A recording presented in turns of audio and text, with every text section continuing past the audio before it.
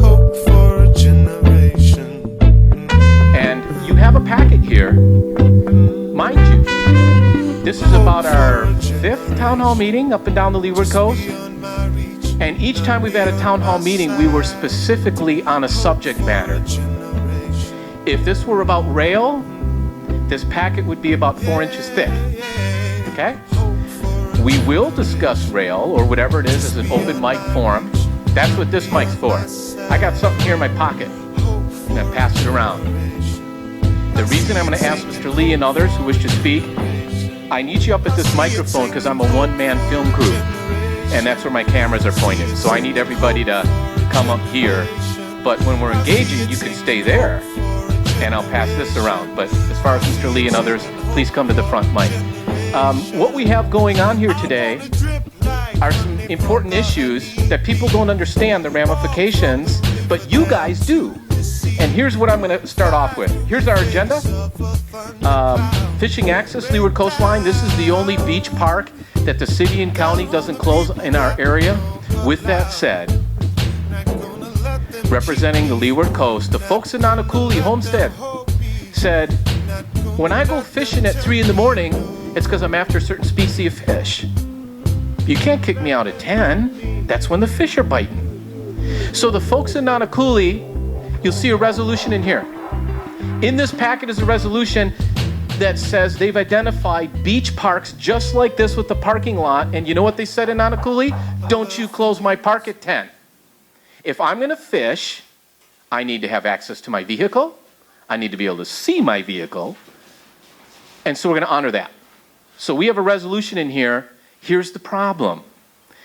The city and county of Honolulu have given the jurisdiction of whether parks are open or closed to your neighborhood board. If this beach park or Oneula Beach Park is the park that's open. If there were to be a park open or closed, it's up to our neighborhood board. They determine the hours, signs go up, city council just merely adopts. So the reason when we're talking fishing access and people fishing here is everybody up and down the Leeward Coast has to go where? Oneula. Because if you want to fish at 3 o'clock in the morning and you want to park your car in a city parking lot, it's the only park you can go to. So this is pertinent to Ewa Beach, albeit it's not a coolie. Why? Because when the fish are biting, you're going to go where the fish are biting. You're going to go up and down this coastline. So let's honor those that want to, and I'm a spoiled brat, yeah? This is a refrigerator for a lot of people. This is their refrigerator. So we're not going to stop this access. We're going to open it up. So we have this on the agenda. I want to get off speaking here and just let you know that item number 1, we can continue on and engage. I'm just going to finish off the first 3 items in here, and then we'll go back to the top and engage with you that have come in attendance here. Oneula Beach Park is number 2 on the agenda. The reason we're discussing this is without public interaction, without neighborhood board interaction, someone in our community decided to plop down some Jersey barricades, which are concrete construction barricades. They're called Jersey barricades. These concrete structures were plopped down at Oneula Beach Park without anyone consulting this. When a gift is given to the city and county of Honolulu, the one providing the gift has to go through a process first. The law was broken. Right now, if someone trips, hits, gets injured on any one of those Jersey barricades, you can sue the pants off the city. Cameras rolling, okay? They didn't follow the law. Councilmember Nestor Garcia was investigating this and said that some, not all, of those Jersey barricades were illegally confiscated from a government entity and were placed at that park. We have illegal barricades. Now, we wanted to have Celeste LaCuesta here. She's got a birthday party. She couldn't make it, but in this package you'll see an article. And when I talk about the barricades, we have a better solution. Our solution is the chain and post feature that you see at Enterprise, Fort Barrett, Roosevelt. You'll see that the Navy had put in a very thick chain, and post. That's the theme. That's the theme that you already have at Honouliuli. So we have the military working with us that's saying, we'll remove those barricades and we'll give you enhanced chain and post feature for security. And that's why we're also here today, because we can do better. Those Jersey barricades is for construction. Do you think they would put that in Hawaii Kai? Kailua? You think they would put a construction barricade in your park and tell you that's your fence? We can do better. And we are. We're on top of it. We're gonna rectify that. And then finally on the third one is the Hawaiian burials, Ewa Beach coastline. Mr. Mike Lee is here. He's going to discuss this. On the city council, I'm the only city council member who fought and protested and was against the phase 4 of the rail project to build this rail line from a cornfield in Kapolei. And once you got to downtown, that's when they were going to say, let's see if there's EV. My protest was, you should know where the EV are before you put the shovel in the ground, no matter where the rail's going. Let's find out ahead of time. So that's another battle that we're in. And then finally, item number 4 on the agenda will be Ewa Beach Community Association, and they have their own agenda. As a city council office, I cannot advance nonprofit entities. That's why you'll see here they're on their own. So you wouldn't want your government in the business of advancing that of nonprofits. That's why you see it blank, because that's all I can do legally. Beyond that, announcements, open discussion. So at this time, again, thank you everybody for coming here. I think what I'd like to do at this time is go to the fishing access leeward coastline, item 1 on the agenda. Some of you guys might know me. I'm Daniel Chamizo, and I run the fence line to fence line fishing tournament every year. Last year we had 147. This year, 147 guys. And you know, my whole thing for starting this was because Hau Bush, I'll call it Hau Bush, is the only beach park on Oahu that is open at night. That's it. There's none other, right? Right. Okay, that's it. Now, what's easier for the city? Hey, we go close the one park instead of leaving it open because all the other ones are closed, right? So we're fighting an uphill battle. We got Tom on our side. That's what we need. I fish Nanakuli. A lot of you guys fish Nanakuli. I would love to not get hassled out there too, right? Move your stuff to the sand. Move your stuff to the grass. Don't park next to the railroad tracks. Go park in Foodland. All we're trying to do is fish out there. That's it. So Nanakuli is important too, but my main concern is Hau Bush, keeping it the way it is. That's what we're trying to. And there's all kind of fronts, right? Right here, Mr. Lee. You know, I think we're all trying to get to the same thing, right? Is, you know, keep it clean, keep it open, keep it the way it is. So I think Mr. Berg is on the right track here. And I'm hoping that he can make this happen, open the other ones. Because every city park, right? I'm a firefighter, okay? So I'm a public servant. And I do not blame the police officers because they are undermanned. That's the biggest problem. So that's your guys' job to make sure that happens. But there's a sign out there. Every park has it. It has, what, 7 to 9 rules? I'm not sure, right? And it specifies exactly what is allowed. No drinking, no camping, no blah, blah, blah, blah, blah, right? If they would just enforce those rules, we wouldn't have a problem. We wouldn't have a problem. We could leave the parks open 24 hours a day, 7 days a week, if they could enforce those rules. That's all we need, Mr. Berg. We just need those. But you got to understand, the police department is undermanned. There's no doubt about it. And they're confused. You know why they're confused? Because there's no consistency. Yeah. Each time they come up to somebody and says, yeah, you're fishing, I'll leave you alone. Well, you may have a beer with your fishing pole. I don't know if you're fishing, you're setting up a tent. The police themselves are asking for us in government and us as citizens to give them cohesion Right. and a sense of consistency. Yes. And if we're going to go up and piecemeal up and down this coast, I'm not fighting for North Shore fishing. I don't care Right. what they do in Hawaii Kai. That's your own kuleana.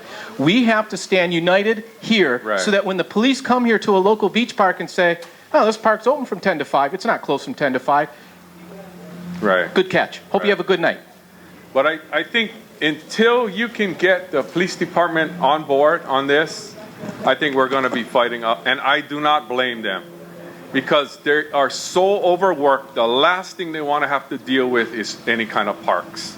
And I'm going to get off my soapbox. But if I can add to him, come on up, Glenn. What he's saying is that the sign's already there. See, Glenn remembers, we fought to get these blue signs up at our parks that said, here's what your activity can be from 10 to 5. Meaning you can't do anything from 10 to 5. You can't be in the park from 10 to 5. But if you can now just fish, the sign will just say fishing, right? So now there's no confusion for your HPD. They can go, if you're here between 10 and 5 in a park that's normally been closed, all other activity, and you're fishing, very simplistic. Go ahead, Glenn. Thank you. My name is Glenn O'Milda. I'm president of the Ewa Beach Community Association. For the last 20 years, we've been fighting to keep the Bush Park open. There's a lot of people in this community want it closed because, there's all kind of irrepute people that go in there and mess up the place and then come out and hit the housing and do damage to the properties. In the late 90s, we kept the park open, but we formed a community watch team. And Henry Changwo and I, with few other people, we formed this community watch for Hal Bush. And we kept it open. We kept it open for almost a year and a half, right, Henry? Almost 2 years. Until the city said, you know what? We're going to disband you guys. What the reason? We're going to call in the Weed and Seed, a federal program. So they said, we don't have nothing to do with you guys anymore, the community. We're going to call in the Weed and Seed. I said, you guys doing a mistake by doing that. We're local. We're trying to contain our own people, guard our own park, and keep it open. But they said, no, we don't want it. And that's why there's movements in the community to move that Hal Bush be closed. The hours and the time of the day, they want it closed. But we still persist that we should keep it open. Keep it open for the fishermen, the surfers, the athletic kids. And there's no consequence by us doing something like that so that the public can see that, hey, it's our beach. We don't have any other beach. That's the only place that had no restriction. So they want to shut it down. They want to shut it down so we don't have any other place to go. Glenn, here's his point. Guess how they can shut that down? There are 11 Ewa Neighborhood Board members. And out of the 11, they need 6. And if 6 Ewa Neighborhood Board members say, close that park at 10 o'clock, we lose. Park's closed. City adheres to neighborhood board on one item. Neighborhood boards are an advisory position. They have no power. But the city gave them the power on one item, and that is park closure, park hours. So with that said, there's a movement, there's discussion, there's a new neighborhood board. We need to be on top of it. So hopefully the momentum of opening up fishing in the homestead area of Nanakuli will carry on so that there's not one park. See, that's the problem. Everyone's going to have to go to Honouliuli to fish if we don't get those other beaches open. The only alternative that we have, if the city says or government says, we're going to shut the beach down, what are the alternatives? If the alternative is that we do have a patrol in the park, that's the only alternative we'll have. So the community got to rally around a community watch team. So there be no, wrongdoings going on from midnight to 3 o'clock in the morning. That's the time of the night that we used to be out there. So that the government was convinced that, the people are taking care of their park, they're doing the right thing, just let them be. And that's the way, that's the only alternative that we got. Other than that, if the neighborhood board says, you know what, 6 votes, shut them down, they'll shut us down. So I think it's incumbent upon everyone, the fishermen, the surfers, the beachgoers, moonlighters. We got to rally around something that will stabilize the community for a long time. And that's a community watch team. And I don't think it's all that difficult to organize. We did it in the late 90s. And I think we did a good job. They applauded our services and said, Glenn, you guys did a good job. And why are you taking it? Because we're going to be bringing in a federal program. So that's why we lost out. Anyone else want to talk about fishing? Again, Rezo's in your packet. Come forward. Rezo is in your packet. One of a kind on the island of Oahu in the city and county of Honolulu. We are the only ones initiating accessing our beach parks. Please state your name for everybody. Aloha, my name's Luella Leonardi. I'm from the Waianae area. And I'm so sorry about the fishermen. I don't know what to say to you. This has been an issue, political issue, since the late 60s. Where were you? Okay, so when I'm with my students, I tell my students, are you a Pacific Islander or is your thinking process from the mainland or from the US continent? Are you a Pacific Islander? That's where you got to start. You're a Pacific Islander. Secondly, there's Act 50. You should read that case.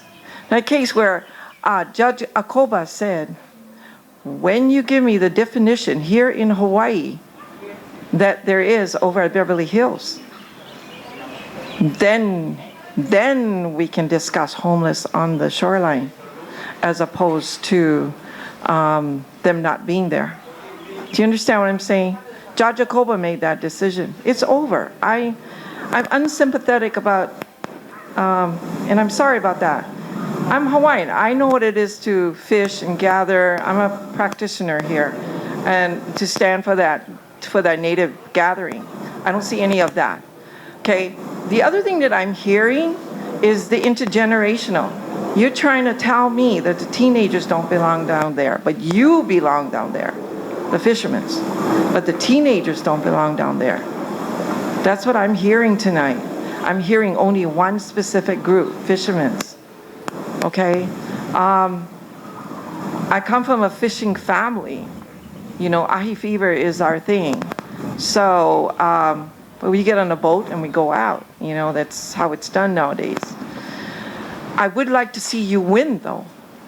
I would like to see the fishermen win this argument with the neighborhood board. 6 votes?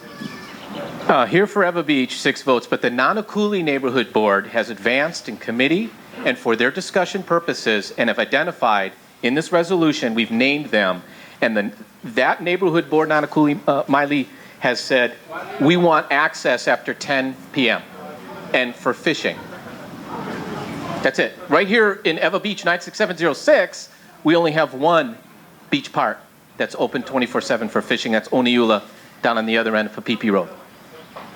I hear the argument, but I still say that there is 2 sides of the argument. Are you continental or are you Pacific Islanders?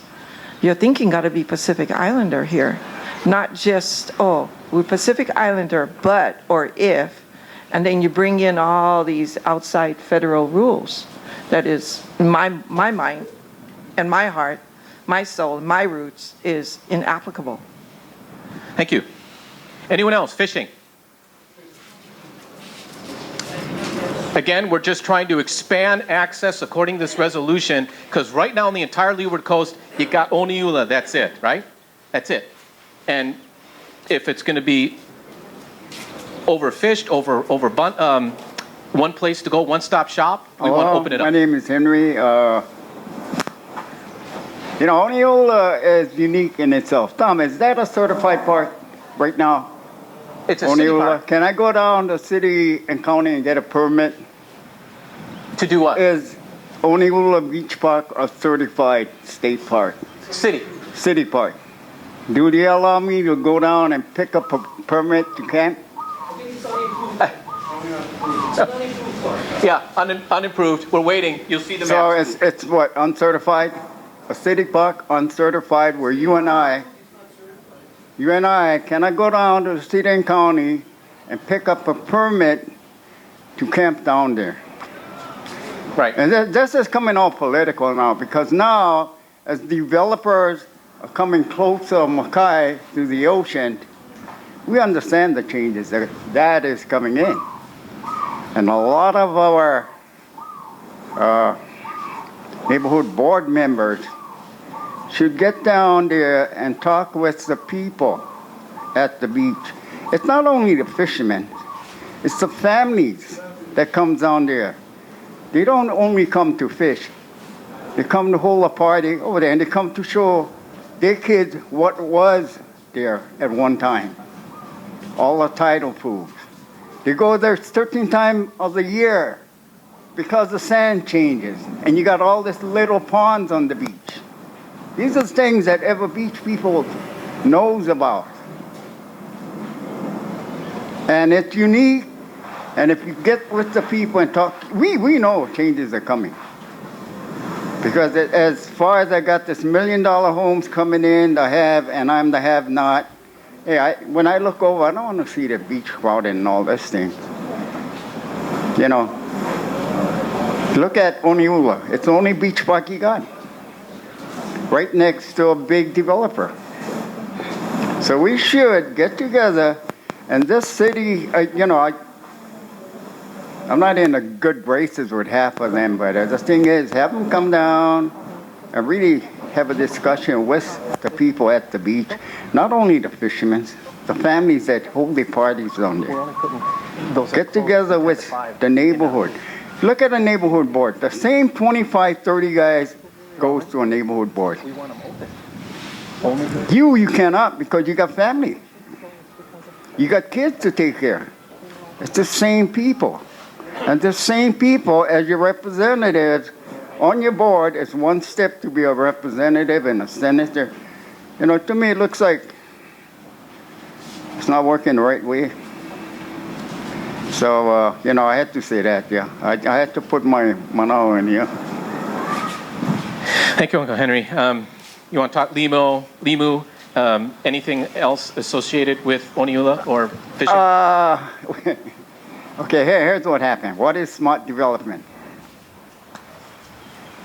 You in the back, you remember you lived on the beach park, right? You used to have all the piles of limo going in. You could go out and dive for the limo too. But from here, all the way down to Kailailoa, by the jetty, I don't have the edible limo. I don't have limo. Why? Can't be over harvesting. Look at Ewa. Ewa is so unique. Look at the ocean out there. From the shoreline, from the Mount of Polavo, all the way down to Kailailoa, all reefs. And then if you look out to the horizon, I got 3 miles of reef, all shallow water. Look at the Mokoa Ewa. The Mokoa Ewa goes from the airport, really, Polo Road, all the way past Tripoli Hospital, all the way to the Koalaos, runs east all the way to the Waianae Range. And look how big an area we had. Now, should I face Mauka, look towards Makakilo and Waiawa side. From here to the freeway, it's all porous, it's all coral. So you see how unique Ewa is. Now, the misconception is this. People think that limo grows in the ocean because it's salt water. You guys people just take it for granted. Here's what is happening. Because our Moku is so big, yeah? We had all this fresh water running to Pearl Harbor, Makalapa, Halava, Aiea, Waiai, all the way to Waipawa, Honouliuli. These are all freshwater streams running into our ocean. That was surface water. What about our watershed? If you ever went Oneula Beach Park, starting from Ted Farms, Ali Park, the Lions Club, you could see all this fresh water coming out. In fact, all the way down to fence line to Nimitz, White Beach Park. It was all fresh water. The watershed was going into the ocean. Now here's another thing. You and I, we depend on oxygen. No more oxygen, we cannot exist. For the ecosystem, it's water quality. Tom, when we did all this development, did developers have to buy the wells? Because Ewa was just top dry. Ewa had a lot of wells. Because look at this, carpenters go on strike. You still can have construction. Cement goes on strike, boom, everything shuts down. Over-harvesting? How can it be over-harvesting? Because I don't have nothing at Bolimo. So you see, it was water quality. They stopped the natural flow into the ocean. What happens to the Aina affects the ocean. Look at this right now. Pearl Harbor. Any construction above Pearl Harbor or on the side of Pearl Harbor, where are your drainage going? Your drainage cannot go into Pearl Harbor. It's at the tipping point. Now we're looking at 25,000 more homes and all the homes we have right now. Where are all this runoff? Where the runoff going to? Uncle Henry, you've had a moratorium that you championed for our coastline. Is it getting better? Well, Is it getting better? I'm getting to that. I'm getting to that right now. So we started a program where we wanted to save our Lima because we were seeing what was happening. Developers come in, they work on Renton Road, Kolaka, all those houses. They hit in the watershed because we see them in the ocean. You work 5 miles above the ocean, we see the ocean dying this side, certain parts of the ocean dying. So we worked with the high school to replant and have an area that a no-pick zone. It went from Canal all the way to here. And that was a learning thing to see what can come back. We wanted Oneula Beach Park because we still had water flow coming up. Up to now, they're doing construction and they're hitting the cap rock. Water is still coming up. They've been doing that for the longest of time. And what are these water? It's watershed. Being as dry as we are, we don't have enough water to replenish the wells. So that's the idea, was working with the high school, showing them what can and cannot come back in a matter. It started in January 2007, so you see all these signs, no picking up anymore. Even the invasive, and it ends this year. Because, like I tell everybody on the outside islands too, watch the Aina. Because if you don't, look at Ewa, you're gonna be like Ewa. Devastation. I lost my ocean. No limo. Because it's the quality of water. They diverted the flow. I'm not gonna know where the flow gonna come back until development is finished. Now with all this development, where are all the wastewater going? How are they recharging, whole retention dams to recharge this groundwater? And that's my main thing is, we started to replant because our way of life, our culture, our traditional practice were all being lost because we're looking at the mountain. 20 years from now, you're going to see all houses on that mountain, which we're doing right now. So that's what it is. Water quality, the ecosystem is so fragile that whatever water quality goes in the ocean will kill the plants. And then you got this runoff, you got this sediments. I see them. Any questions, Tom? Is there a website to go to? No, have a low profile. I've been low profile. Contact if anybody else was wanting more information or to be able to help. I got an Evalimo project, and I started like 2008. Mike was part of that project too. And we went out all the different places. Hawaii-kai got involved, Waianae got involved, Maui got involved, Kauai got involved. It's because whatever started. And they're all doing the same thing. Taking care of Aina, watching the ocean, and replanting. Yes. How about, what does EPA say about this? EPA, well, EPA comes in this way. Anytime developers do something, they're going to come out. You want layman like me, right? They're going to come out with an environmental impact draft. You know, it takes a whole year, but you know, how does the average layman react to one manual like that? Hey, no more this and that. You know, it's not the easiest thing to, you know, you need people like Tom. If you need help, hey, they're doing something on the ocean, new development. You get your neighborhood association, get your neighborhood board to look at them. What your neighborhood board really is not doing a great job. Of course.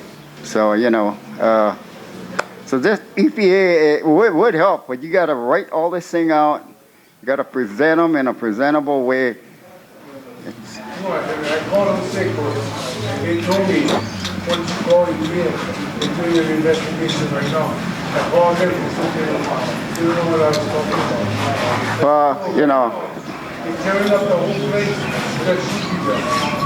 Well, it goes this way.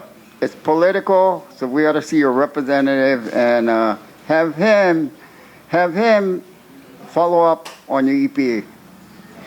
Tony, we want to, we're going to keep this specific on fishing because you have a very broad scoped issue that is going to be an open forum at the end. Oh, another thing, Tom. No more limo, no more fish. Here, because here, if you look at all our reef fishes, they're all limo eaters. And our fishes are not stupid. They don't eat any kind of limo.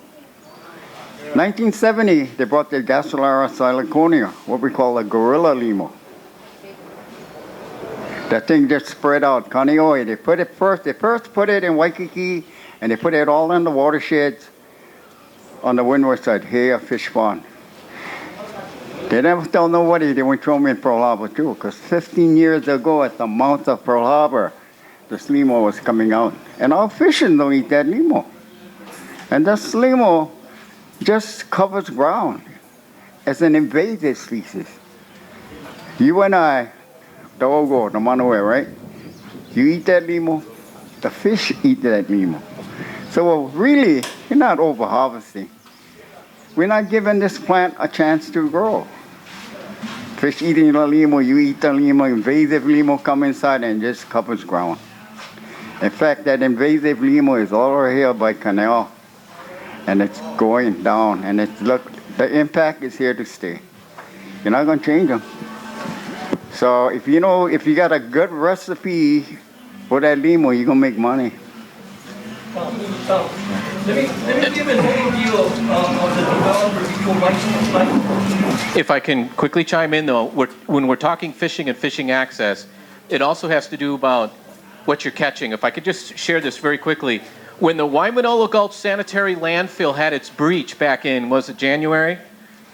All the needles and the muck and the stuff that went in the ocean, did you know that our government entities, Department of Health, EPA, Environmental Services, whoever they are, not one sample taken on the ocean floor. So when you test the water, yeah, you go, oh, the water's fine. You can go swimming. You can catch your fish, not a problem. We ran into fishermen who were pulling up their anchor after that breach and said, you know, I've been fishing here for 20 years, and I've never pulled muck up on my anchor before. Mm-hmm. And they're pulling muck up on the anchor. And we don't have anyone testing the muck. Number two, pesticides are coming down from the Army on the leeward side, down towards Makaha, and we had fishermen tell us, wait a minute, we used to fish for a certain school, a certain species of fish, a certain season, and they said they're gone. And they tried to link it and tie it to this pesticide, insecticide running down the mountain that the Army had applied. We're waiting for the EPA to give us those tests. So we're finding out if it went into the fish, like mercury and those kinds of things. So it's really up to us. So if we want to have government do something on our behalf, we're going to have to keep on it. Because right now, did they test the sand? Did they test the water? Excuse me, did they test the ocean floor after the Waimanalo Gulch landfill breach? The answer is no. What they did was they took water quality samples and said everything's fine. If you recall, when they had the Pro Bowl here, they took all the warning signs down when the football players were going to go in the water, and they said everything's fine. Go ahead. I wanted to pick up on, before we go into Mike, I want to give an overview on the development. Okay, I'd like to move on the agenda, though, outside of fishing. Go ahead. Yeah, like Tom said, okay, they are doing water quality tests, but what are they testing for? Like Tom said, our fishermen are throwing their lead and picking up gunk that we never had before. All this particulates in the water. So people, they don't understand how the season change. If you go down Waianae on the seasonal change during the wintertime, they lose all their sand. Go down a coulee someplace. Summertime it comes back. On Ewa Beach, we know where our sand is at all the time. Now they're going to do a marina down there, and the whole beach is going to be jammed up. So, yes. Is the muck under those fish cages tested? Okay, no. You know, they didn't want the. We try to fight that too, because the impact that they had out there, they didn't want them. I don't know if they. From what I heard, and I'm not sure about this, that they did not want the people to test what was underneath. Because when they gave the approval, it's like the gorilla limo, they brought it in to feed us, but they didn't know what the impact would be later on down the road. Like that limo, the impact is terrible. I don't know what they're going to do on that. I'm against any type ocean fishing in the cages. They started out with 4 cages out there, and everybody bought into that because they said, you're going to get the moi. We're going to come here to your Friday farmer's market, and we're going to give you a rock-bottom price on moi. Has anyone seen fish come to our community from those cages? Expanding those cages. All right. John Goldner, you wanted to say something. And the moi, when they're in the cages, the price of moi never changed. I would say $7. I serve as vice chair of your Ewa Neighborhood Board, speaking in my individual capacity. So briefly, I wanted to touch on, I hear the Howbush issue, like Glenn said, it's coming down to some people, they're worried about security, and they're worried about some of the other things that go on in the park. And I know they go on in the park, but I also know that more good things go on in the park, and that the park, as we well pointed out, is the only park open 24 hours. So bottom line, with the Neighborhood Watch, I wanted to volunteer, to go ahead and make myself available, to help with that in whatever capacity. I'll be here after the meeting, so you can, I'll give you my contact information. I've coordinated neighborhood watches, around Ewa Beach, but it sounds like that's what we're going to need to keep the park open 24 hours. I can tell you, again, in my individual capacity of the, from the texture of the neighborhood board, all those that would want to close the park, they're not doing so out of malicious intent. They're hearing a concern and they want to do something about it. So having that neighborhood watch makes sense, that a neighborhood patrol that would do something about it, would address their concerns. So again, I want to make myself available to do that because I believe in that, and the park staying open. I appreciate what you folks do. I've spent the night overnight at Howbush. I've gone out, Uncle Henry and I have gone out and actually gone with environmental services, tested the water out here. So speaking of contamination, we were twice the federal limit for contamination from the sewage outfall, and that as it relates to the water quality. So a lot of us are very concerned about Howbush, about the water, and about keeping it open. for everybody. Anyway, that's what I wanted to volunteer to everybody, that I'll be willing to help out with that, because as Glenn points out, that's going to be the most effective way to keep the park open for everybody. So let's test the muck. Evelyn, write that down, please. We got the muck not being tested in front of Ko'olina, yeah, for the whole Waimanalo Gulch from the breach. Nobody's tested that soil. None. So if we're gonna ask and get that done, let's have them come down our coastline and do those cages. We're gonna do two birds with one stone.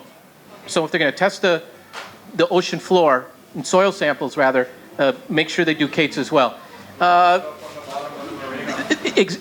Yeah, you name. Why aren't they testing that? Does that you want to say something?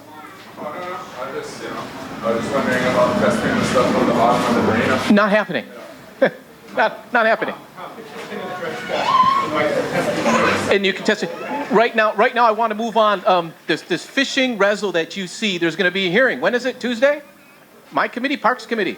I happen to be chair of Parks and Cultural Affairs. So if you've got Hawaiian issues, cultural affair issues, I'm the chair. So when we have city parks, we got two resolutions. We got a kiosk resolution so that we can let people sell their wares as you come into Waianae Coast, yeah, by Kahe Tracks Beach Park. And then number two, this fishing reso. So these are being heard Tuesday at 10:30 a.m. So you can send in your testimony, help us out. We should stand united on this whole leeward coast. It's not just going to be everybody. If you want to fish, you're at Honouliuli and break the law down the coastline, we're going to open up those 6-7 beaches in the homestead areas as well to everybody. It doesn't matter what your blood quantum is. Everybody can fish. Let's move on to Oneula Beach Park barricades. Real quick, Oneula Beach, we're going to move on to you. You're going to give Mike Lee introduction here. But the Oneula Beach Park barricades, very simple, folks. They were put there illegally. They don't belong there. This office, we're going to get them removed, and we're going to enhance the perimeter with a different type of fencing. You want to comment on that? The beach park, the community wants to adopt the beach park. This is the beach park. No, Oneula. Okay. Publish. The community wants the fishermen and the surfers and even the community itself. Like adopt the highway. Yeah, exactly. We can do it. Okay. Now, please. What kind of expense are we looking at to replace this To replace what? fence? Oh, freebie. The military's got the chain. They're willing to come in and do this at no cost. Love of labor. I want to know why you make Not have the authority to access these parks that's in this reso for one class, race, ethnicity. It's open-ended is what I meant.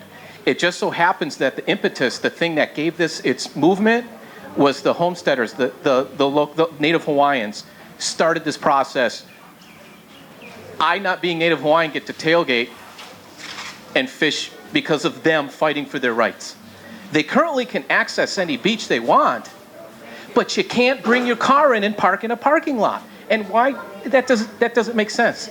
You got to be able to watch your car, see your car, go back and forth to your car. Your fishing equipment's in there. You can't just abandon your vehicle and then go fish, 300 yards down the road. I just want to emphasize that. Very unsympathetic. Yeah. Their equipment.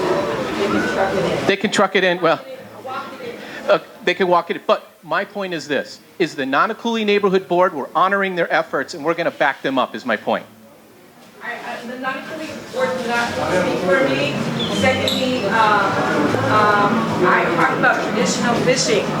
Okay, traditional fishing. I'm not talking about the Western fishing with all those equipments. That's what I would like to continue on, the gathering rights. Thank you.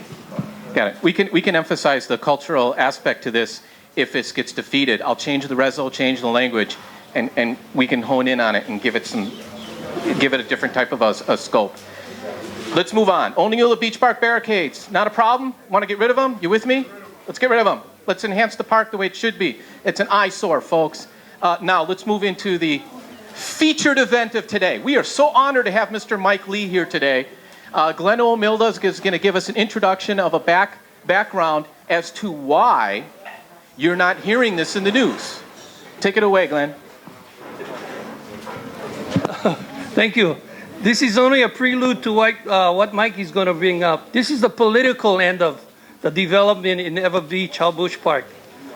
I've been following the developers since they arrived in Ewa Beach in the late 90s. That's how long I've been in the community. I've been with the association for 30 years, and I've been following Haseko's development. It's that old saying, before I was for, now I'm against. And I'm against their development. At first, when they came into the community, they promised us that we're gonna integrate with your community. There'll be no have and have-nots. Everybody will get along. It's not that way now. When they first started their development, the marina itself was the first phase. Now it's been subjected to house development. We've gone into almost the fourth phase of housing development without even getting a dock slip in that marina. And now that they have downgraded it 3 times, the marina, 3 times. The latest, at first they went from agriculture to urban, and now they've gone back into conservation, which means that whatever they found on the site, on their marina site, it was too much for them to handle. In other words, they found more bones and burial sites than what they could explain they were. So that's why they downsized the marina to a smaller size marina. Top it off, they went into an agreement with the city in the late 90s. They said, you know what, community? We're gonna give you three parcels of oceanfront, plus $1 million, community. We're gonna give you guys that for our permits to Ho'akale, Ernie L's golf course. That was in the late 90s. And today, Ernie L's is built. It's built out. It's a nice, beautiful golf course. Where's the community's money? Now they want to impede into that 9-acre parcel. Ted Farm, the Lions Beach, and Taylor Farm. Those 9 acres, they want to encroach into those 9 acres. So what they're building now, as you can see in the map, is a final Honouliuli Beach Park master plan. We can remember it 10 years ago when we sat with the city and said, this is what we want for a park. The Bush Park plus the 9 acres. We were there. You were there. Henry was there.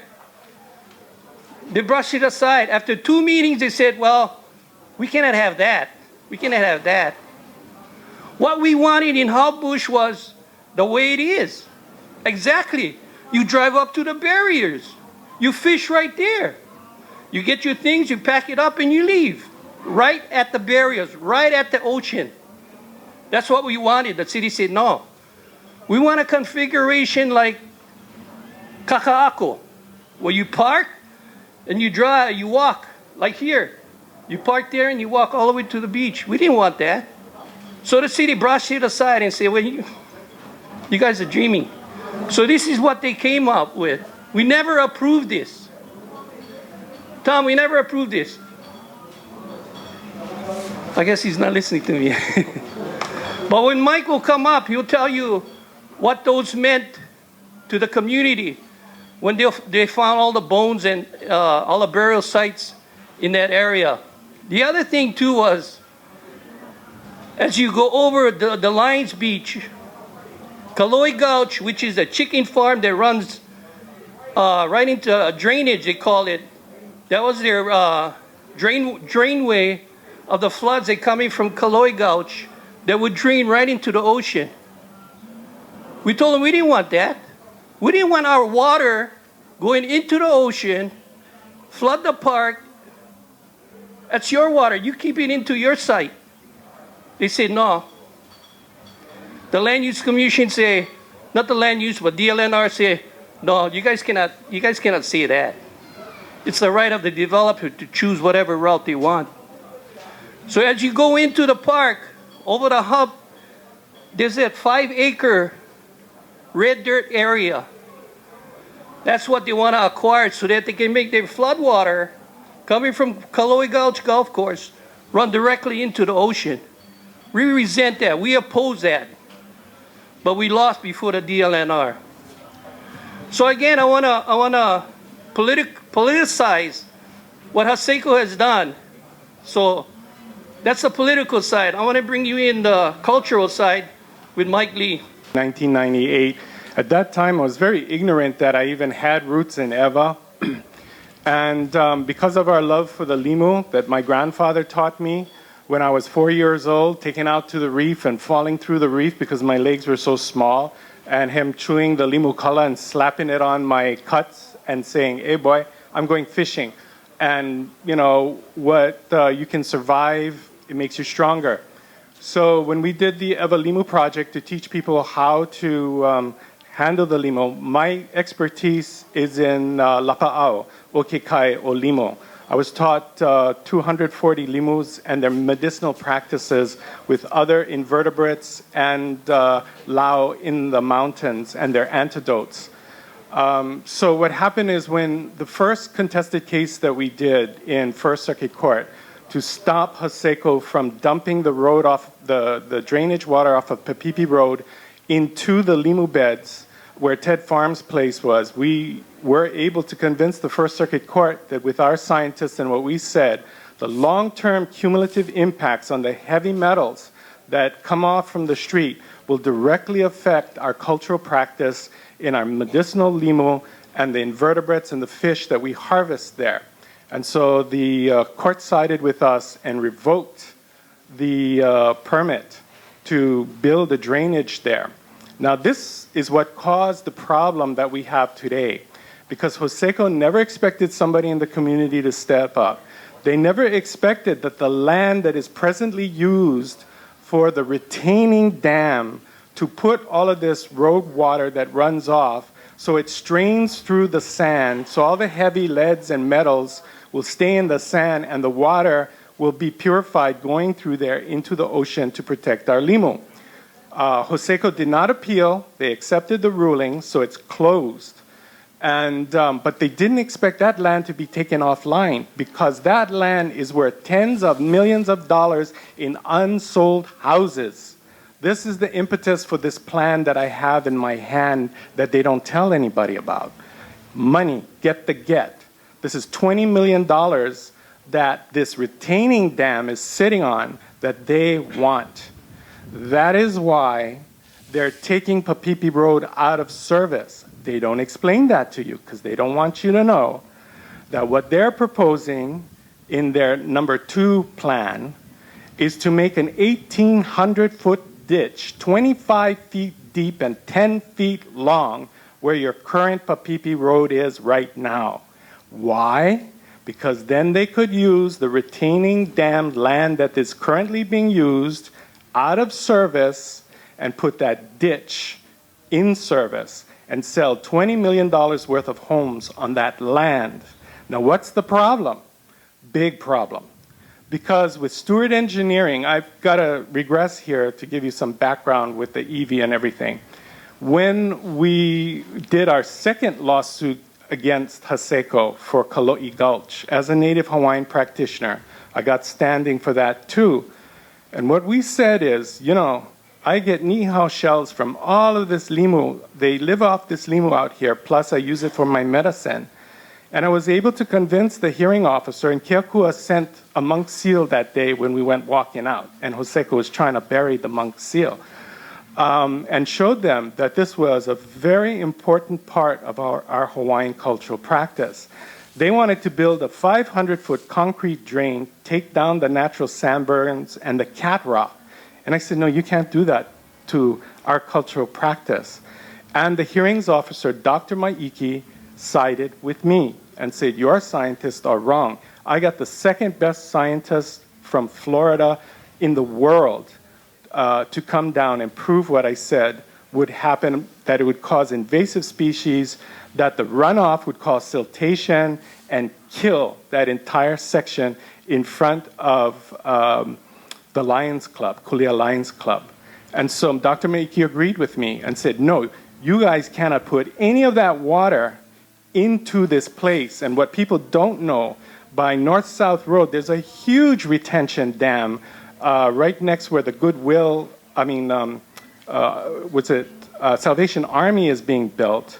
That would have been taken down, and all the retaining dams would have been taken down had we lost. But they're up. That's why there was no brown water here when the big rain came, because our 2 lawsuits stopped them from dumping all that pilau water into our cultural practice. But for those 2 lawsuit cases, this place would have been gone. And the thing is, for our medicinal limu, they're still there. Okay, some of them go nai-nai every now and then, but they're still there. That's why I'm still fighting. Now, Dr. Maiki said something really interesting to me. He said, brother, you have to find out your genealogy for Ewa, which I was clueless. So I listened, okay? I listened and I did my genealogy. I was floored to find out that my grandfather and my father didn't know this genealogy, that Captain Meek, who had the 1,400 acres from Kamehameha III in 1839, the Big Tree Ranch at Honouliuli, was my 5 great-grandfather by blood. His eldest daughter, Eliza Meek, is my 4 great-grandmother, who had a son from Kamehameha III, my 3rd great-grandfather, which I didn't know, but he's in the will of Kamehameha III. And I was floored. This was never told to me. I go back to my eldest aunt, who is the 2nd great-granddaughter of Kamehameha III, and she says, oh yeah, our grandmother had a kapu, and she could never touch the ground. She was carried everywhere. Okay, so it was like, I didn't know this. So that propelled me to my next situation where I got the cultural descendancy for this area as a cultural descendant of the Iwi Kupuna that was found in 2001, January 5th, by the entrance Marina Channel, is my 5 great-grandmother. Her name is Kaomile Ahumanu Namahanakapu. And she is the true mother of Kamehameha III. Keopulani is his Hanai mother. And this Ali'inui was carrying a 5-inch Niho Palawa and a 6-inch Niho Palawa. And so I put my genealogy over 500 certified documents and will that took me 2.5 years, 6 days a week, at the archives, at Bishop Museum, finding, and land libraries, finding all this information that's certified and putting it in front of the Oahu Island Burial Council and SHPTI. So it's on YouTube and online that the first descendant of Kamehameha III is putting up documents to claim that for the Iwi Kupuna, my 6th great-grandmother. And I did a contested case in January 6 against Haseko Ewa Inc. because they broke into our family burial caves known as Waipouli. Under Honouliuli is not named Honouliuli because you have this beautiful vision of this gray water in Pearl Harbor. There's a lens beneath Honouliuli that comes down from Manakapu, okay? And it collects beneath the plains under 210 feet. And that water has eaten its way through in what is called a cave or karst, K-A-R-S-T system. And that's part of my cultural practice because in those caves called Waipouli is my family Iwi Kupuna. They're kings and queens of Ewa, and it's in the historical documents 1893 from the Hawaiian Historic Association about Mikahela Kikau Onohe, the 6th wife of Kamehameha II, his niece, who her husband was the last prince of Kauai from the Maweke Lakona line, which is my family line. And she buried him out here in the cave at Waipouli. It's all documented. Okay, so they found in 2004 October when they were drilling for the 2nd phase of the marina, they broke into our family Iwi cave with the water, took out a ki'i and some other funerary artifacts, plugged it up, and with DLNR, it's like, oh, it's your land. There's no lineal claimants around, so, do what you want to do. Well, I'm in the middle of putting the lineal claimant for this area under the Ali'i Kupuna, and I haven't been struck down dead for saying any of this. And anybody who's Hawaiian knows you don't go around claiming to be of the highest Ali'i and not get struck or not be able to sleep at night. You're dead, especially during Pokane nights. So this is not something funny or something that is not serious, especially when you drop papers with SHPD and OIBC, and it's been 15 months since I dropped the papers. And they're trying to stop me ever. In the OIBC, if you go on YouTube and you look at 7/13/2011, SHPD has lied, they've tried to make deals, they've gone back on the deals, they've done everything. Now, the reason why I mentioned SHPD is Pua'alaiu, the administrative SHPD, worked for Communications Pacific, which basically helped out developers. And surprise, surprise, the developer and SHPD that's supposed to watch out for Hawaiian interests, they're watching out for the interests of the developer. SHPD, State Historic Preservations Division. They're tasked with Article 12, Section 7 to protect Hawaiian cultural practitioners. I'm a practitioner of the seaweed medicine. I'm also the kahu and keeper of our li'i bones and funerary objects for the underground caves and caverns, which go right underneath Ho'opili. So you cut off those caves. The ancient name for this area is Hale'olimo, the House of Limo. Why is it the House of Limo? It's because that nutrient-rich fresh water made the limo bloom incredible out here. So if you break, either by the rail who's putting 80-foot pylons down into the ground for that rail, or for Ho'opili project, you break into those karst or cave system, which there are several, you cut and kill our cultural practice here. And it's not dead. I have to tell you, it's not dead. How can I fight for no limo? Done. Pow. If there is no limo, what are you fighting for, Mr. Lee? Because it's not all dead and gone. I collect it on a regular basis. I take people down to show them the healing properties, family, and everything. Because if it's dead, there's no reason to continue, because it's dead, logically. Yes? William Spiro coached me, and I told him about the practice. And William Spiro said, it's called progress. And I was floored when he said that. He was going to destroy all the limo and stuff for progress. Well, see, I went to Oha, and we did the research, which I have here, about this road. Because what they didn't tell you is the new road, they're putting in a sewer line and a water line below that.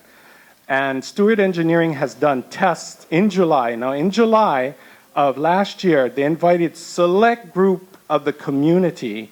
They wouldn't invite Glenn, but they invited select people in the community, and Willie Sparrow was there, who told me, shut up and sit down. When I was giving my presentation, select people of the community in July of 2010, December 15th, and I told them, they asked, well, where are these burials? They're being kept secret because of your executive session. So I went up in the map and I showed them by Ted Farms Place, and especially by the old Kalia Lions Club, that there is an underground cavern there, that there are several wells. Those wells are the caves where my family is buried. So I told them. They put out a newsletter to the community that very week. Then they started 6 test drilling cores for this project. Okay.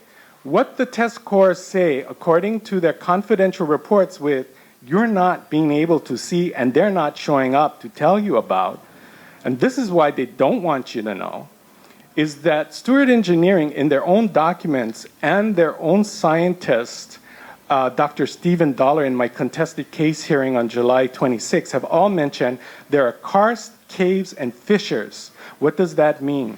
When they drill that 1,800-foot trench, they're going to break into all these caves. So when the big water comes, it's just going to go directly to the ocean nonstop.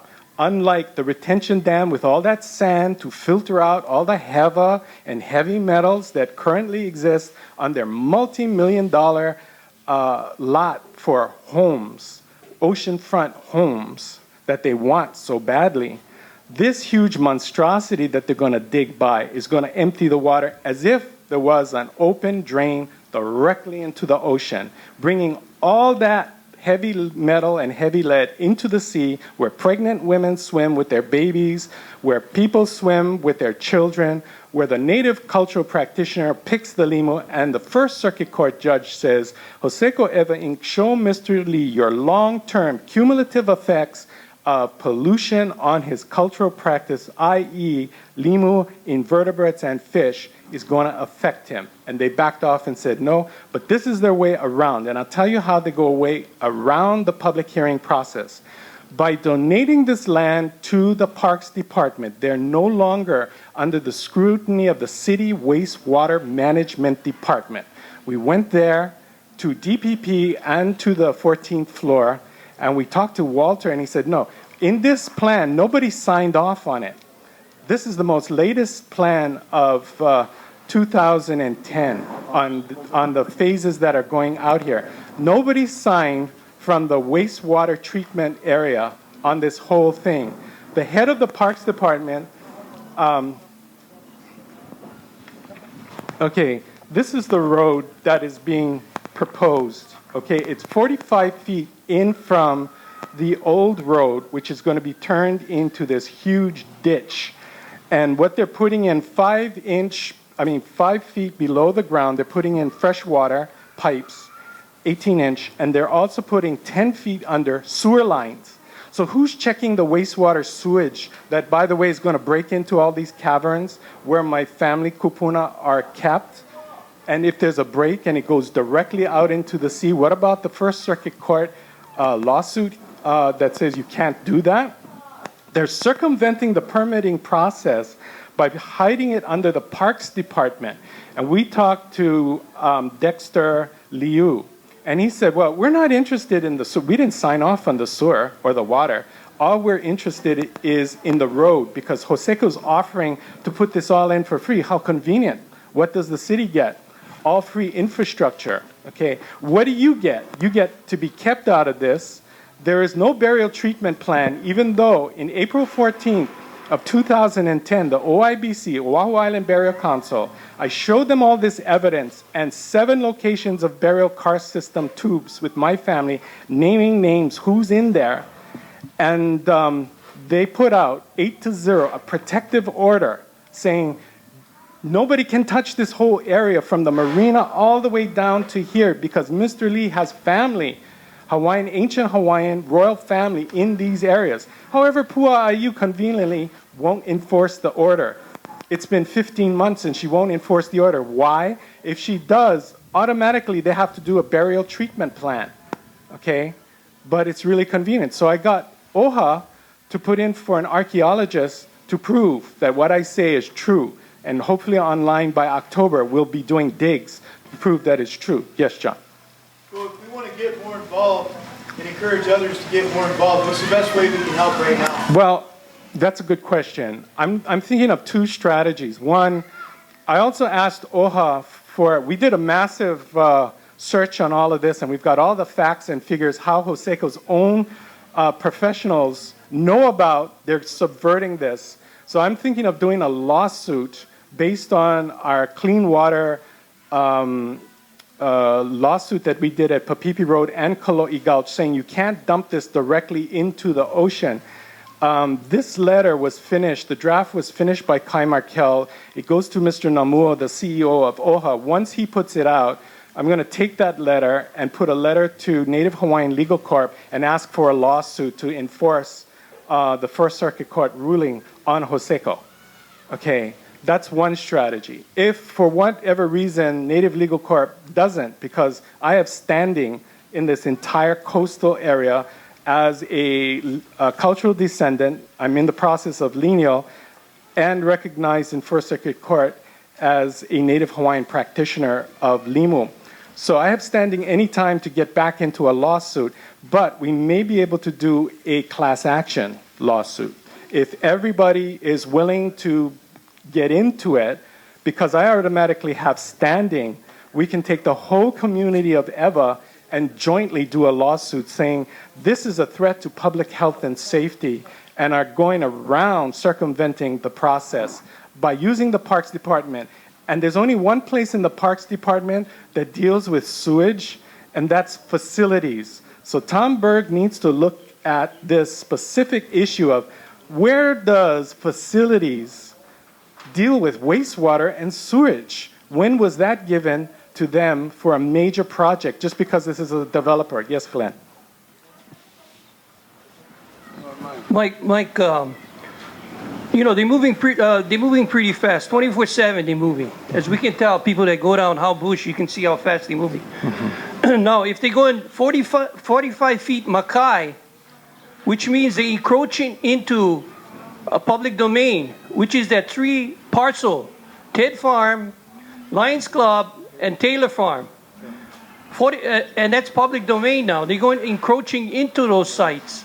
And I wrote in last year in August, about a year ago, asking them, they have completed, Haseko has completed their golf course, Ho'akale, Ernie L. signature, and to comply with that agreement that they had signed with the Hanneman administration, that they would give the community 9 acres, which I mentioned, the 3 parcels, plus $1 million. And they say, oh no, we're working on something else. That's what the parks told me. And David Tonoy told me that, oh, don't worry, you know, you guys will get the $1 million. But then again, now they're moving pretty fast. They're encroaching into our public domain. And we'll be left with nothing from that 9 acres. What happened is the Parks Department agreed to that encroachment. The reason why is they get free infrastructure because not only are they putting in the water and sewer, but they're also putting in concrete drains. So all of that goes in and they're paving the road for them.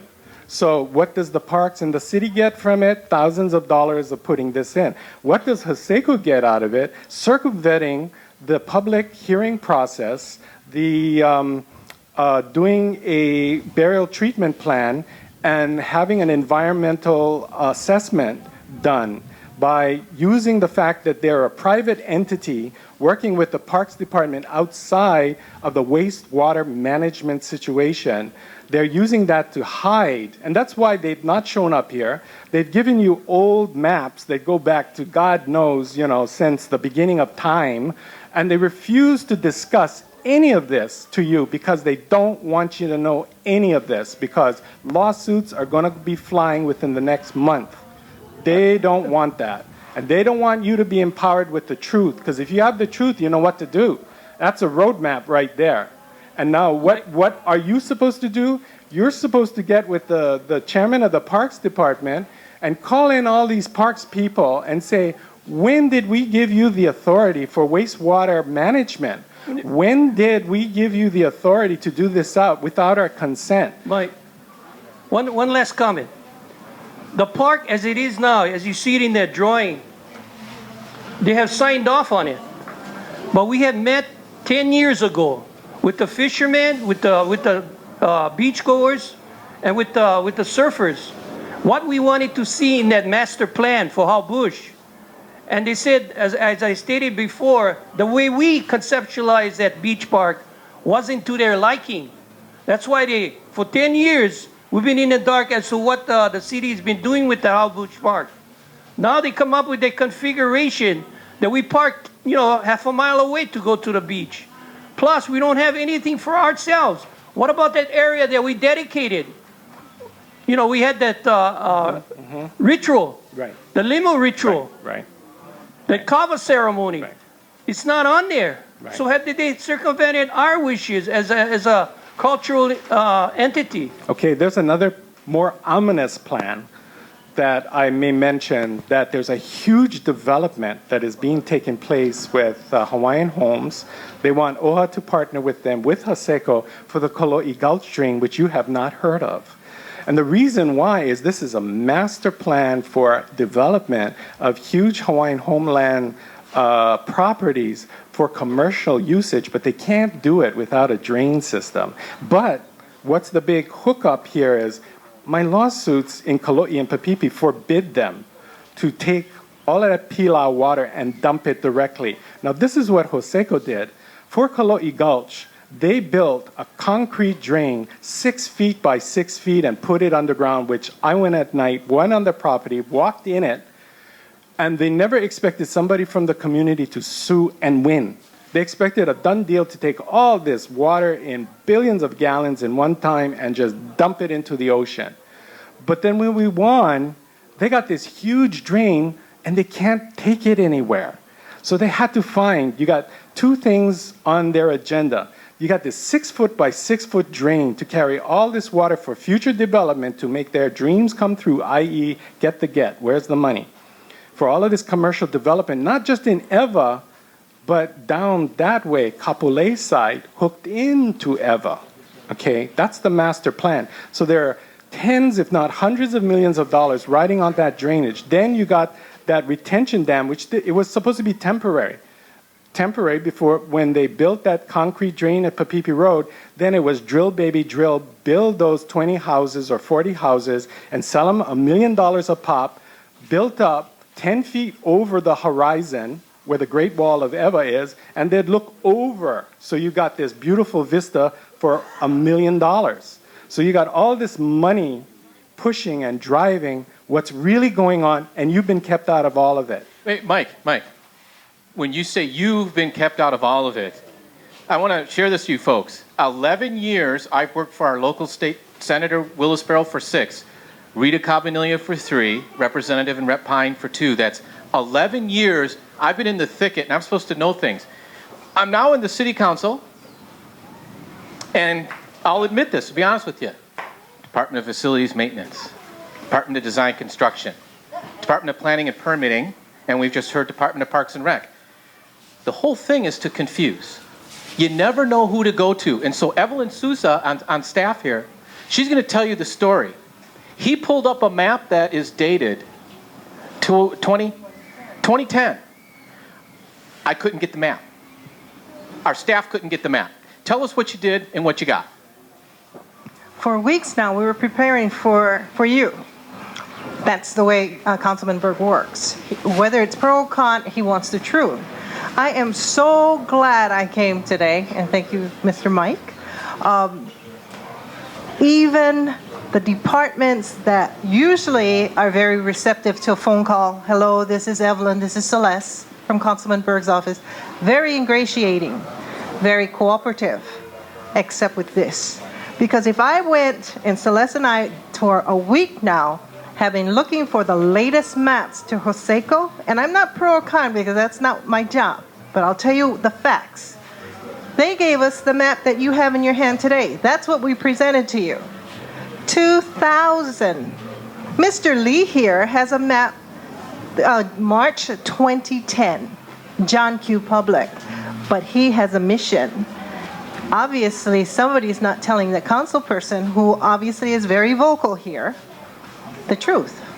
And Well, that's not all. There is a more secret document that's even more secret than that we cannot even make copies of. So we were taken into a room. My goodness, you think this was CIA. We were taken into a room where we were told you cannot make copies of it, but you can make mental notes. You know. So it's like, okay, so this plan, which is phase 2, and there's a phase 3, it's like, well, we can't give this to the public because it hasn't been finalized yet, but it has all the reports of Stewart Engineering and what they found that they will never reveal to anybody. And that's why they don't want anybody to access it.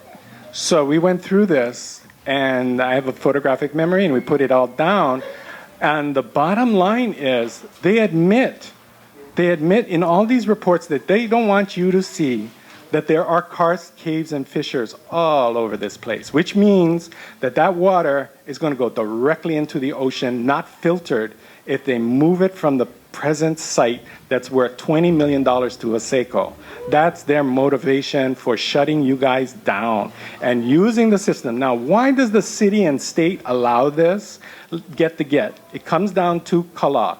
And what it is because Joseco promises jobs, promises goods, promises to hire your cousin to do the landscaping or to put in the piping or to put in whatever, what does that do? It brings in tax revenues. So the state, when I sued for Papipi Road, because they were going to destroy our limo out there, I took all of that documentation to the city and House, state representative, chairman of each division, and I plunked it on their desk and said, don't pass any resolution on submerged seated lands on this project, because I'm in court. I'm in First Circuit Court. What did they do? They thanked me very much, went and passed it, passed it, and in the language it says, we know this is going to court, but we pass it anyway. We give a rubber stamp to this project. And they got shut down because we won. They didn't expect we'd win. But this is the way the politicians are moving against you guys, because you eat the limu, your babies swim in the water, pregnant women swim in the water. The surfers, our local surfers are out there 24/7. Our fishermen are catching fish 24/7. Who is going to suffer with the cumulative effects of lead in our limu, in our haukiuki, in our opihi, in our crab, and our fishing, and then swimming around through our skin? This is why the health and safety of your children, pregnant women, are at risk. And that's why you have to get involved, because if we can stop them as a community, this is a template for all other ahupua'as to mimic and follow the same thing, is to step up to the plate, get involved, and demand the answers. What is Parks Department doing with wastewater management for sewage? And why is that being kept from public hearing and public testimony? Where do they get off hiding this stuff from the people where your own representatives cannot get it? Okay? And this is putting you at risk. There is a federal Clean Water Act that slammed the airport for $90 million. Where do they get off putting your kids and you and the surfers and the fishermen in danger and destroying what our family and many other Hawaiian families have, which is our cultural practice, which we pass on to the next generation? It's hewa, it's wrong, it's criminal, it's problematic, and it's illegal. So it's got to stop now. But how can you stop it if you don't have the roadmap? Because they don't want you to know. Because then you can make a plan, man. I couldn't get that, Mike. Yeah. I couldn't get that map. Yeah. So how did I? I had to work within the state system. And it was only through the state system. I won't go into any details because it's the state system. But only through the state versus city could we have the clout to get into these closed hearings that the book cannot be copied. But the state is you guys. So why are you being kept out from what belongs to you? Because it was paid by your tax dollars. And the system is supposed to protect you, and they're keeping you out of protecting yourself. And that's wrong. That is really wrong. And this developer, oh, don't get me started. I just went over with a contested case hearing with them. And till there's a last blood in my body, I am going to fight them to the end. If I can say, Mike, I just want to fill you in on this. Having the luxury of working for a politician, I got to go to some of these meetings and these luncheons and take a bus tour and go check things out. And they put the onus on him. And they says, well, if you got family, if you got burials, if you got Evie there, that's your problem. You need to tell me, show me, put it on a map. Do you think it'll be there tomorrow if you tell us? It's going to be gone. In fact, they've done core sampling. They want to get rid of that so fast. I'll tell you, when they dug up my grandmother, my fifth great-grandmother, they dug her up and put her in a box, and she remained in a box for 10 years and is still in a box. She's a high ali'i, Kamehameha III's mother, wife of Kamehameha I, treated hewa. Hewa. She was young when she gave birth and died to my third great-grandfather. And only now, since I went and triggered the OIBC of making a lineal claim, they want to get rid of her. They want to hide her away now. All of a sudden, there's impetus, get rid of her. And so I'm fighting that at OHA. I asked OHA to take possession of her. They've got possession of her. Now Pua'ala comes with Bill Ayla saying, we want her back. And I'm saying, hey, I'm not going to make it easy for you. I'm the cultural descendant that's recognized, the only person recognized, and you, by law, supposed to consult with me. They never did. They're trying to, again, go around the typical same old, and spirit her away to shut this down. They're the shutdown crew between Haseko and the state and even the city. Because I'll tell you, when we went to the third hearing of Kalo'i Gulch to stop them, the last person to talk was the head of DPP now. And one of the councilmen asked him, is it true that Hoseko got all their information for the environmental impact statement from Hoseko? Not cultural practitioners, not the community, but Hoseko said, hey, yeah, here it is. From yeah, Hoseko's archaeologist. Right, from Hoseko. Okay, and the man stood there, and I watched him, and he took a minute, and I said, we know the answer to this one if it takes a minute. It's either yes or no. It took a minute, and then he said, no. I took him to court. The answer was, under oath now, because it's not under oath, so they can lie through their teeth. They don't go to jail. We took him to court. The answer, I made sure, was in that question, and they said, yes. They got all of their information from Hoseko for the environmental impacts. They lied to everybody because they weren't under oath. And I swear that the city council, when they have these testimonies, should put people under oath for perjury, because that's what Hoseko did, and that's what the city did, and they put you at risk. And that's unacceptable on any level. Yes. Your grandmother's bones was found by a homeless person. That was employed by you. That's right. The bones that Mike's grandmother was found the other side of Kiko Point, and they brought it to the attention of the. Now let me tell you who burial concert was his great grandma. Let me tell you who is buried out there, because people don't know. And how can you protect treasures if they're hidden? You don't know, so you don't know. Just like the limo, how do you know if this limo is going to cure cancer or help you if you got AIDS? If you don't know, you don't know. So let me tell you, because I registered it with the Oahu Island Burial Council on who's buried out there. Kuali'i, great king of Oahu, lived to 172 years old, my 8th great grandfather of the Maveke Lakona line of the Lords of Lehui. His head is buried out there with his opu'u, Niho Palawa.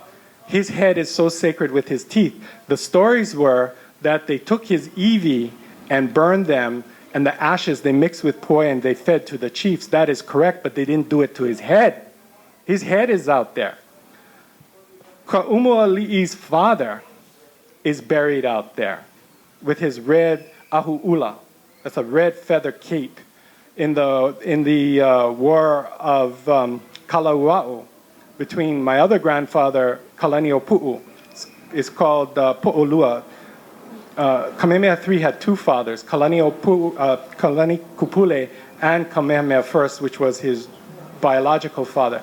But Ka'eo Kulani, the king of Kauai, is buried out there, Ka'umuali'i's father. Ka'umuali'i's youngest son, the prince of Kauai, chamberlain to my fourth great grandfather, is also buried out there, Mikahela Kikau Onohe, who owned the royal patent of 43,250 acres of Honouliuli and 2,010 acres of Pu'uloa Ewa. It is in the testimonies that they were buried out at Waipouli cave there. Many queens are buried there. Kalola Kumukauoha's mother from Kauai is buried there. Kaomi was buried there.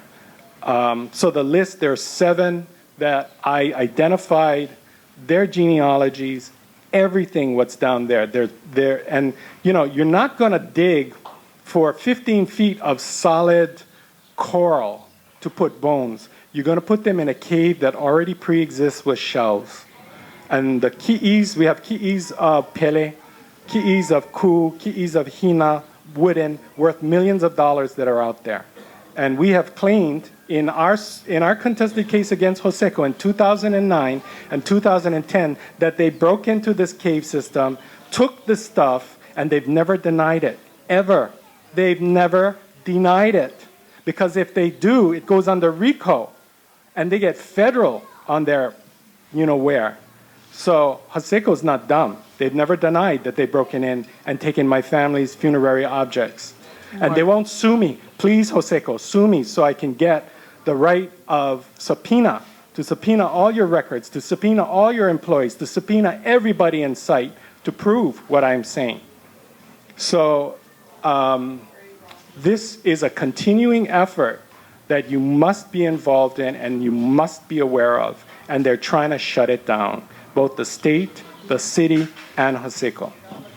Mike, I want to know, how can we right now get involved and stop them from doing any more damage. Show up to his committees and to get together with Mr. Berg and plan out a roadmap of strategies to go to the hearings and ask the city council guys the tough questions of planning and permitting, that these guys have found a loophole to get around all of this. On my part, I'm working with OHA, and they've been very helpful because they sustained my lawsuits, and they paid for all these lawsuits. That, you know, go to Kahunalapaauokekai. She's your representative. Please give me help so I can sue them. If all the Native Hawaiians in this room, and even if you're not, go to OHA and call up Kahunalapaauokekai, and those who are watching on Olelo right now, please call up Haunani and say, this is important not only to Ewa, but to all the developments on all areas of the island. This will give us political impetus to fight back in court, because in court, it's the final say.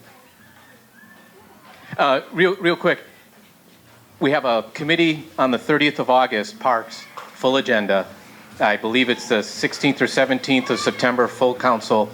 The next meeting, please go to my website and I'll e-blast everybody that signs up.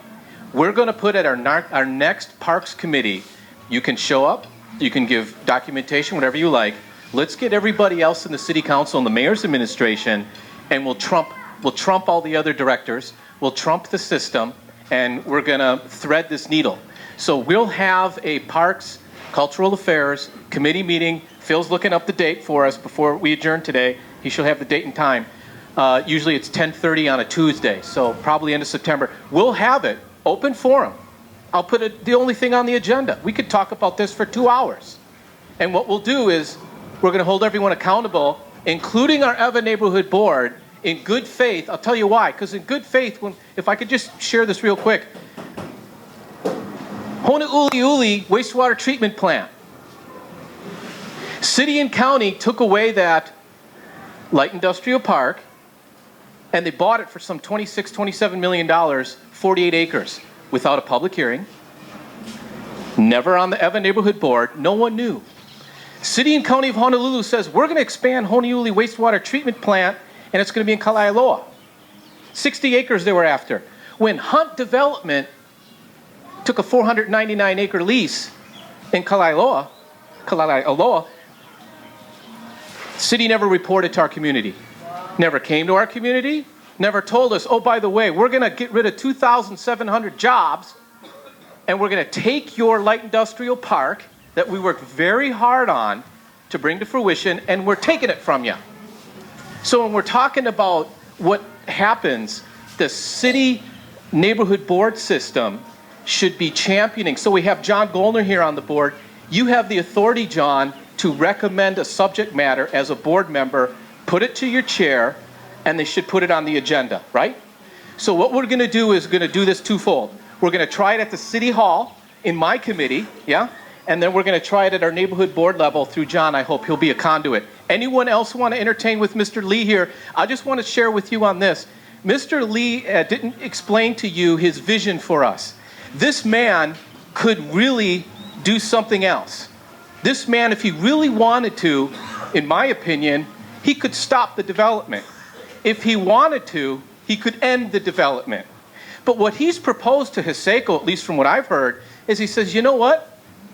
This is rich in history for our area, and I'd like you to touch on that, Mike. Mike has a vision that's a win-win. Win for the developer, win for the residents, win for the cultural ancestry that he has, and you didn't touch on that, Mike. You should tell us what your vision is. Thank you. It's really not mine. I cannot take credit for it. Mr. Kikahuna, 100% Hawaiian man who was lame, back in the 50s said our Hawaiian sites are being destroyed, and he mapped all of them. It's a monumental work, and he said we need it for our future generations, for our children, and he said even for the visitors that come and the Malahinis who do not know. And my vision for this area was, why did Haseko destroy the Opai'ula ponds? Why didn't they build around them? Why in their master plan, they said they were not only going to protect the Hawaiian cultural sites, but they were going to enhance them. They blitzed 400 of them, including a stone that showed you how to get to Lanai by Papakilohoku, which I'm a Papakilohoku, knowing 3,000 Hawaiian stars and 256 Hawaiian star constellations, and the 6,000 kaunas of my family genealogical chant, the Kumulipo. That was blitzed, blown away. And what I wanted to do was to have a big heiau, a white heiau called Waipouli, where my ancestors would be put in a repository there, a huge white heiau. And that would be to breach the heva that was done to them and to clean up that the most dirtiest beach on Oahu, which is the most sacred site, which is right out front where that marina is a travesty. It has the highest ali'is ever in the history of Oahu. It has the burial caves and the birth caves there. And my vision was, why not help our people both culturally as Hawaiians to understand and appreciate and value the culture and these sites that are there, number one. Number two, to enhance the opportunity of jobs for people locally as a hub destination for people in our community, in our outer communities and ahupua'as who want to learn, and also for the Malahini visitor that wants to come here as a designation place, as Kealakekua Bay is, because this is undoubtedly the most sacred spot on Oahu, and people don't know it. So why leave it a dung heap instead of treating it as a wahikapu, a sacred place to not keep hidden, but to expand and increase the opportunity of abundance for all, for wealth, health, happiness, peace, joy, and love in mind, body, and spirit. Well, I'm going to interrupt you. Your vision, or collectively of a vision, here's the thing. Haseko has said, well, you know what? You could take your vision and you could put it in my, what is it, a 77 acres? Yeah. Or 29, what is the acreage? Well, it's smaller than that. To 20? 20-something. 20.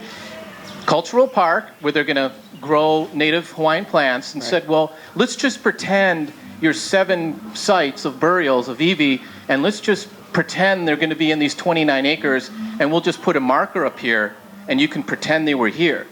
Am I correct in saying that's the solution? It's, you know, in my contested case hearing, Nancy Maeda, the vice president of Hoseko, called me out of BLNR and said, we'll put you on the board, just drop the suit.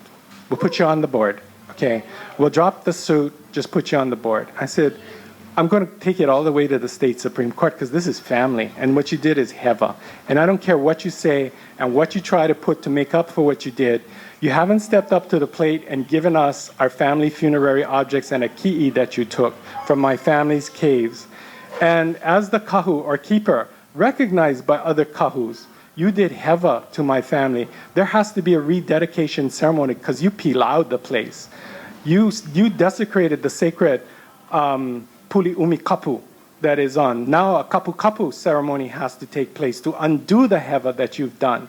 And you have not even addressed it, you hid it, you pushed it aside, and you've done this consistently all along the place. You haven't stepped up and done the right thing. Yes. I just want to touch upon just more sacredness about this Ewa sites. And I used to work for the Holt family. I had the opportunity to just work with some of the cultural advisors there and get paperwork on this whole Ewa Plains because I grew up down here. I'm 3rd generation. And King Kamehameha II, his summer home was out at Pu'uloa Point. And Honouliuli, that was the largest site of Hawaiians out of all the islands. All the islands. So every time you drive past Honouliuli, just remember how sacred that place really was. Thank you. I appreciate that. Thank you very much. Yes. You said deposit, right? Redeposit, right? What you're saying just for the ones that was removed, yes? You're not saying to remove.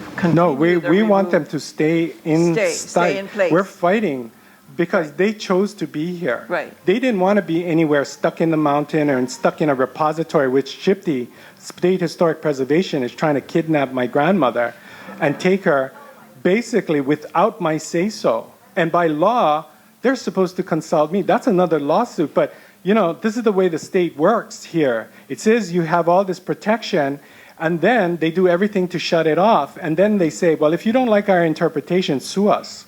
and go out to your money tree, cash out your stocks and bonds, and spend $250,000 and take us to court. And how many people can do that? They know it. So they automatically shut it down by saying, you don't like it, sue us. We're going to do it anyway. We're not going to follow the laws that are on the book. Make us. That's how arrogant the system is. And it's got to change because it's your system and you have to demand for the change. So the clarity is there's a redeposit for your ohana. Yes, in the place that where it was taken out. Yes. However, the EV that is there now, we leave it there in place. Well, right now, what Hoseko has forced me to do is I have to prove that they are there, or they won't protect them. Now, the OIBC accepted all my documents, my certified documents, and my testimony in the executive session. I asked that executive session under Section 6E to be taken away and let the general public see all the information. And Puala Yus, the administrator of State Historic Preservation, said no, because you have the specific burial location. So I said, redact it. Take it out. That's only 1%. Let the 99% be looked by the general public. She said, no, we won't do that. Why? What do they fear? What are they afraid of? Okay, what they've put me in a position is I've had to go to OHA. OHA's now is in the process of hiring an archaeologist to do digs to prove that what I say is there. Okay, so they put me in a process that is a no win-win scenario. I have to now go and do that. So what happens when Kuali'i's head comes up? We're just going to leave it there and let any raider from online stuff to sell it? You know, we have to have a burial treatment plan. We have to have a security plan. We have to have all of this because unintended consequences fall on the keeper. So, you know, this is a well thought out process, but at the same time, through another cultural practitioner, my grandmother in Akaku came to her and said that it was my grandmother's wish, the Iwi Kupuna, the mother of Kamehameha III, biological mother, that all her family be reposited in this one heiau. So it would be protected forever because, as you know, the raising of the water that has taken place will destroy all our family funerary objects and everything. So to protect it in perpetuity in the area that they wish to walk over to the gods at night has to be out there. And that's what I'm fighting for. So we're looking at Section 106 then? Correct. Thank you. To make everything short as this, anytime you build on the ocean front, they're afraid because you're going to run into the EV. It's not only here, it's all in every island. And the further you go past the marina, it's going to be worse yet. You're going to have more booms, more EVs you're going to run into. And if the marina should come in, and I might forget, they will have to bring back the Opaiula Pond. They can never break the mouth of the marina without bringing back the Opaiula Pond because they cover it up prior. And it's an agreement with the state that they bring this Opai back. Ewa had a lot of Opaiula. And you know, fishermen, no more Opai on the ocean, no more fish. You know, that tells you got a healthy ocean when you see that food chain. We tried to do a settlement with Hoseko to bring back the Opaiula, to respect my family's iwi, to do the cultural right practice. We even reached out to Kekaulike, Princess Kekaulike Kuananakoa, and asked her, as the highest known ali'i, to pay her the respect, to let her know, and to ask if she would want to step in on this. And Hoseko's attorney at the end wrote a nasty letter to 14 people, including all the board of trustees at OHA, saying Mr. Lee is trying to extort my clients. Extortion. Written it in 2009 to the board and all the board members and several other agencies that Mr. Lee is an extortionist. I have not asked for one penny in any of my lawsuits. I've asked them to do the right thing. But they choose to do this. And guess what? In my contested case with Hoseko about them breaking into my family's burial sites, that letter was part of the 337 exhibits I brought in and was excluded because it was very prejudicial against Hoseko. it'll make Hoseko look bad. Duh! What do you think they have been doing? They've done everything they can to shut down anything that is good and true within the community. Their actions ring and sing loudly.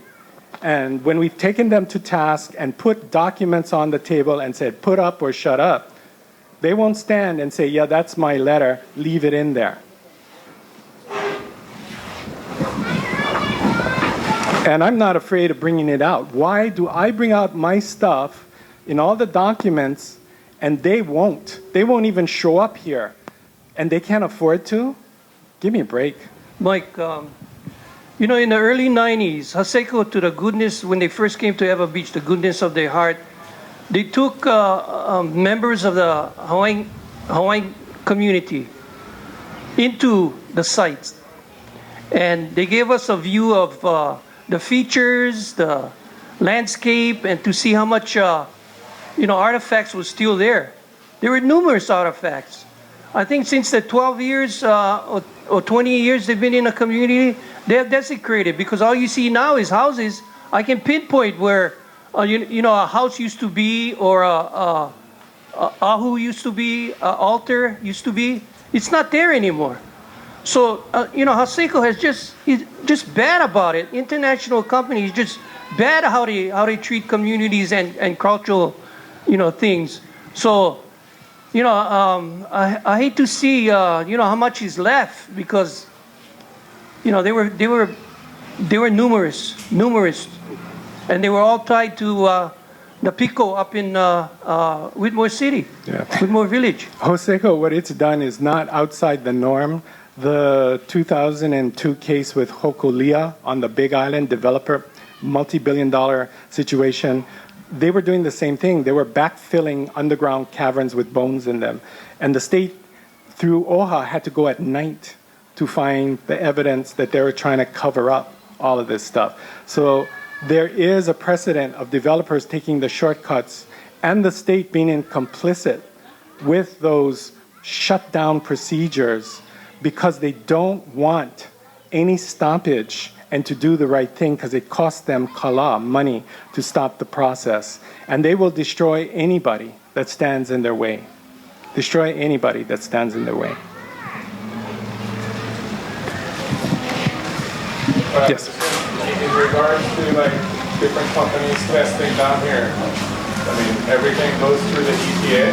And how are we supposed to trust the government? It doesn't go through the EPA. EPA has to be triggered with a specific charge that can be verified, at least credibly. What's really bad here is state historic preservation's archaeologists, that when my grandmother's Edie were dug up and taken away, spirited away, they're now working for Hoseko, both of them. Hello? Do you see a connection here?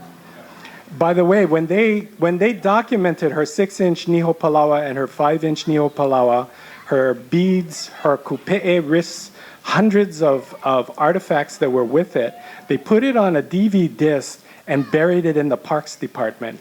It's not at Shipty in their library where it should be, because it's your tax dollars that paid for all of this.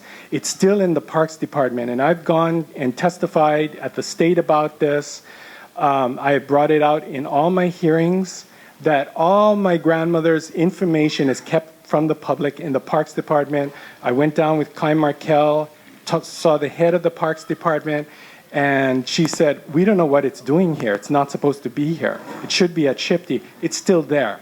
When I started this journey in 2001, and I heard about what happened to this poor Ali'i, not knowing it was my own grandmother, I went down with Phil McGillivray, the head of the Coast Guard Science Division of Homeland Security. He's head of all the Parks Department on the federal side. And we went, boom, right into DLNR, Parks Department, State Parks.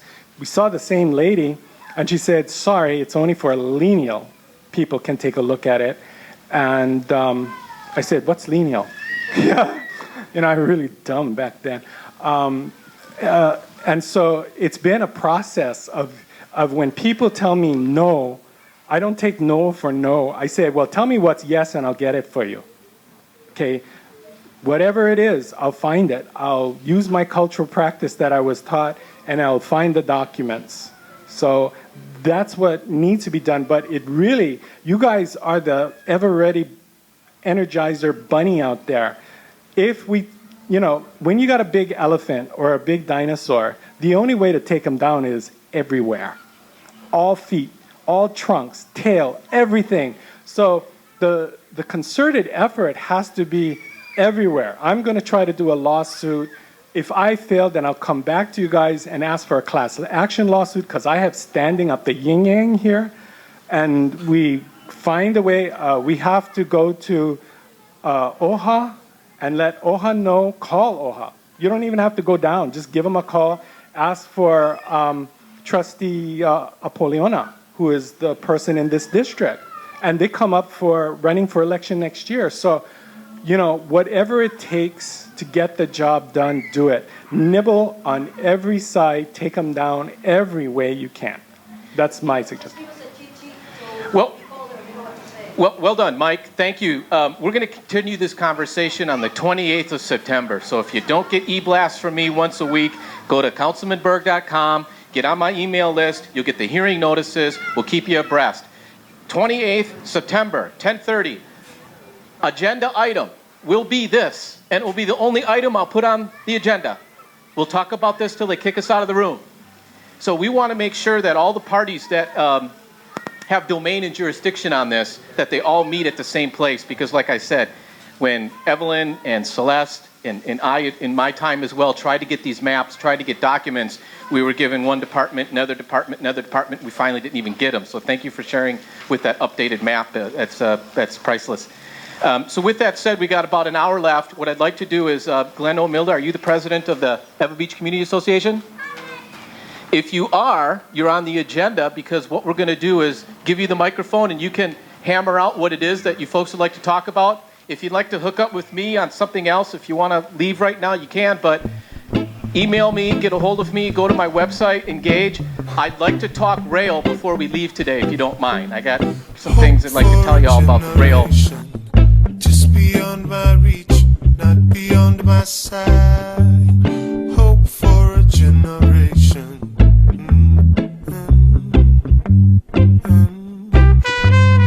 Hope for a generation. Just beyond my reach, not beyond my sight. Hope for a generation.